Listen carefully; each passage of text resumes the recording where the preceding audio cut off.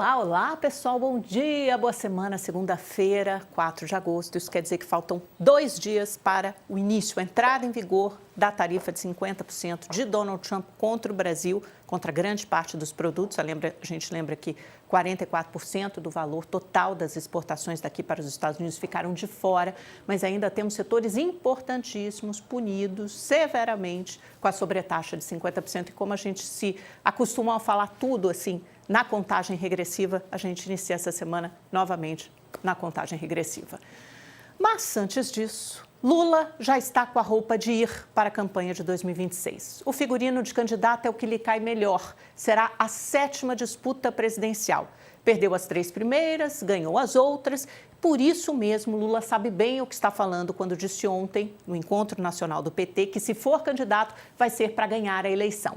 Os números são mais favoráveis a Lula do que eram há um mês, mas estão longe de trazer conforto ou convicção de vitória. Segundo pesquisa Datafolha divulgada no fim de semana, a aprovação de Lula não mudou de junho para julho, ficou rigorosamente estacionada, igualzinha, com 29% de ótimo e bom e 40% de ruim e péssimo. A boa notícia para o petista é que ele larga na frente de todos os candidatos de direita no primeiro turno e, se sai vitorioso, ampliou um pouquinho a vantagem no segundo turno, mas ainda está em situação de empate técnico, no limite da margem de erro, com o governador de São Paulo, Tarcísio de Freitas. O ataque de Donald Trump ao Brasil pode até ter tirado Lula das cordas, mas dificilmente vai ser o fator que garantirá sozinho, única e exclusivamente, a vitória do petista. Na pesquisa, há novidades interessantes, como a competitividade de Alckmin, que se aproxima de Haddad na disputa pelo espólio do petista, e o bom desempenho de Ratinho Júnior, governador de direita, mais pragmático e que evita uma aproximação excessiva com Bolsonaro. Depois de Tarcísio, o paranaense é o que se sai melhor, bem à frente dos outros governadores, o de Minas Gerais, Romeu Zema, e também de Goiás, Ronaldo Caiado. O domingo de manifestações bolsonaristas pelo Brasil levou um número bastante considerável de pessoas às ruas. Em São Paulo, foram 37 mil, segundo contagem da USP, 3 vezes mais que o protesto de junho, mas menos que o ato de abril. Quer dizer, não só a esquerda se aglutinou em torno dessa pauta de nacionalismo, isso até furou a bolha, porque foi além da esquerda, chegou ao centro também, parte da direita, mas também a direita se aglutinou em defesa do Bolsonaro e em defesa contra o ministro Alexandre de Moraes. O clima eleitoral que tomou conta do país é o pano de fundo de negociações comerciais que terão que ser eminentemente técnicas. Nesse sentido, foi um bom sinal a declaração de Trump na sexta-feira de que Lula pode procurá-lo quando quiser. Diplomatas consideraram um primeiro gesto, mas ainda estão bastante reticentes. Precisa ver se vai ter seguimento. O brasileiro respondeu em tom sóbrio, dizendo que sempre esteve aberto ao diálogo, mas reafirmando a soberania do país e as nossas instituições. O ministro Haddad relatou que deve ter uma reunião mais detida com sua contraparte americana, o secretário do Tesouro, Scott Bessent, nesta semana. De novo, o relógio roda rápido. No dia 6, quarta-feira, a tarifa de 50% contra o Brasil entra em vigor e até lá, e também depois disso, negociadores da Fazenda e do Ministério da Indústria de Geraldo Alckmin vão tentar excluir mais setores da cobrança extorsiva. Na fila dos que ainda não foram beneficiados, mas são importantes para o agro e para a indústria, estão café, carne, frutas, pescados e máquinas e equipamentos.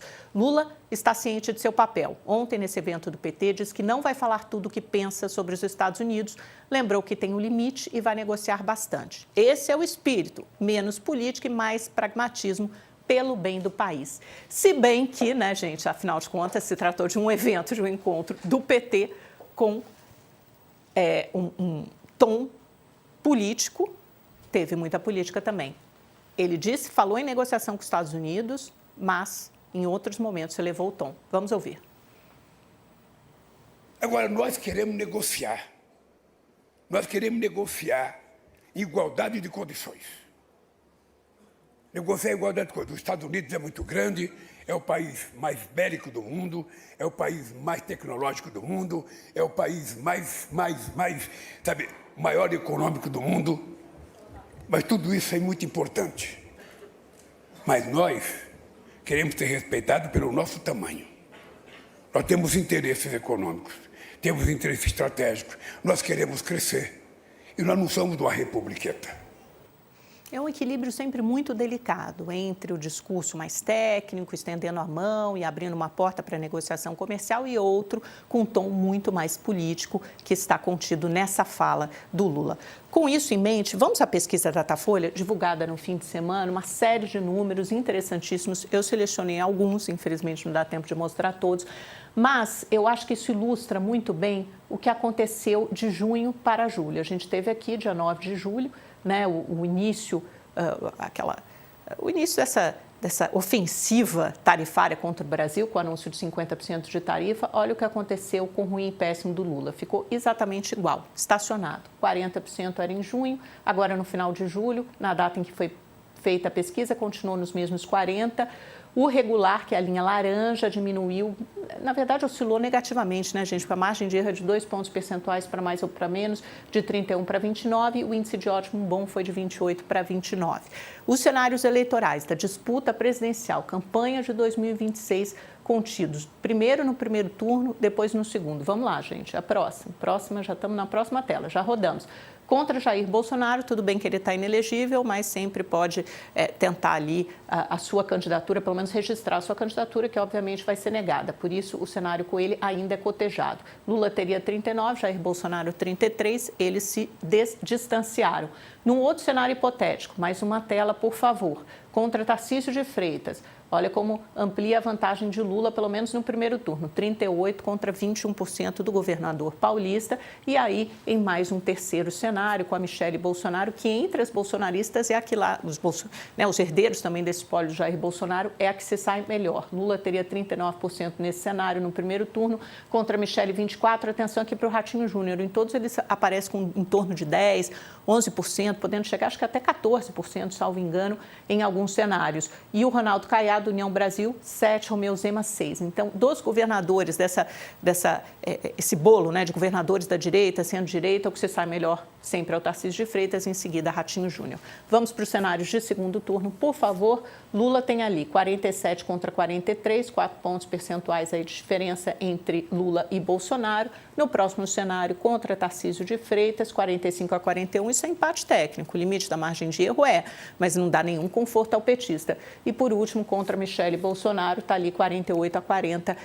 É nesse cenário de segundo turno que a Michele demonstra mais dificuldades. Ela carrega também a rejeição do marido. Então tá isso, né, gente? Acho que esses são os cenários da Datafolha. Eu vou chamar um rapidíssimo intervalo comercial para quem nos acompanha pela televisão, mas não mude de canal, porque já tem entrevista com Roberto Dumas, que é professor de Economia Internacional do INSPER, super interessante. Segura aí. Você que continua conosco pelo YouTube, vamos para agenda ou payroll? Payroll antes, gente. Payroll é o relatório de emprego dos Estados Unidos. Por que eu estou mostrando isso? É o indicador que eles usam de emprego mais importante. A expectativa era da geração de 110 mil postos de trabalho em julho, veio muito abaixo, com 73 mil postos de trabalho. Agora, qual o pulo do gato aí? Não só veio abaixo da expectativa, como eles revisaram para baixo os meses anteriores, tanto maio quanto junho. Mas não é que revisaram um pouquinho, revisaram muitíssimo. Maio, inicialmente, teve o relatório de emprego com a geração de 144 mil postos de trabalho. Foi revisado para sabe quanto? 19 mil.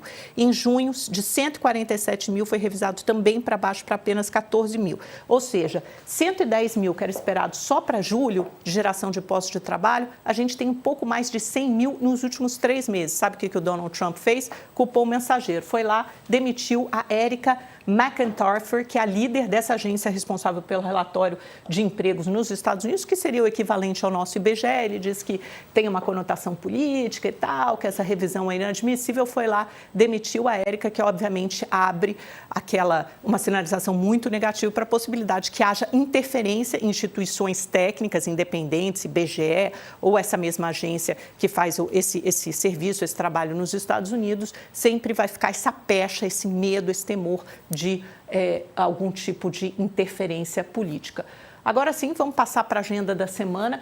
Outro dado importante é que a Adriana Kugler, que é uma diretora do FED, também renunciou. Ela vai sair do cargo dela, que expiraria em janeiro. Ela deixou o mandato antes, vai voltar para a universidade. Isso abre um caminho para o Donald Trump nomear alguém que pense como ele, né, que baixe a taxa de juros rapidamente. Agenda da semana não é muito forte, nem aqui nem lá fora. Hoje tem Boletim Focus, tem Caged também, emprego com carteira assinada, no meio da tarde. Amanhã tem ata do Copom, isso é importante. Aqui tem o setor de serviços, né? A produção aqui do setor de serviços. A gente vai ter uma ideia, um indicador de atividade econômica relevante. Aí depois tem balança comercial na quarta, aqui no Brasil. Próxima tela, por favor, quinta-feira. Tem China, Reino Unido, Estados Unidos, pedidos iniciais de desemprego e sexta-feira só na China. Então, é uma semana média, né? Alguns indicadores importantes no Brasil, pouca coisa fora. Vamos passar em revista as bolsas, então? Lembrar, primeiro, as negociações de hoje. Olha como os índices estão mistos, não tem nenhum indicador muito relevante, então elas não encontraram sustentação em lugar nenhum. Tóquio caiu 1,22, Hong Kong e China subiram. Vamos passar diretamente para a Europa, bolsas abertas em negociação, tudo no azul ainda. Sexta-feira caiu um pouco, aí agora está realizando, né, um pouco, está subindo um pouco, aproveitando um pouco essa onda mais positiva do início das negociações de segunda-feira. Pessoal da televisão conosco reunido, já vamos começar a nossa entrevista, estamos passando pelas bolsas, vamos ao fechamento de sexta-feira, primeiro dos Estados Unidos, olha como caiu, S&P 500 1,60, Dow Jones 1,23, Nasdaq 2,24, isso está diretamente relacionado ao que eu contei para vocês sobre o relatório de empregos, veio muito fraco, essas revisões. Isso abre o escopo, a hipótese, a possibilidade do quê? Será que tem agora um cenário de recessão ficando mais forte para os Estados Unidos? Porque tem as tarifas entrando em vigor. A inflação continua resiliente, o Fed não baixou juros. Justamente esse relatório de empregos fraco abriu a hipótese também muito mais forte de que a primeira queda de juros venha na próxima reunião do Fed em setembro. 82% das apostas no mercado financeiro já dão conta de um corte na taxa de juros a partir de setembro e aumentou a perspectiva de que haja não 2, mas 3 cortes da taxa de juros nos Estados Unidos, porque a gente tem agora uma fraqueza da atividade econômica por esses últimos relatórios de emprego.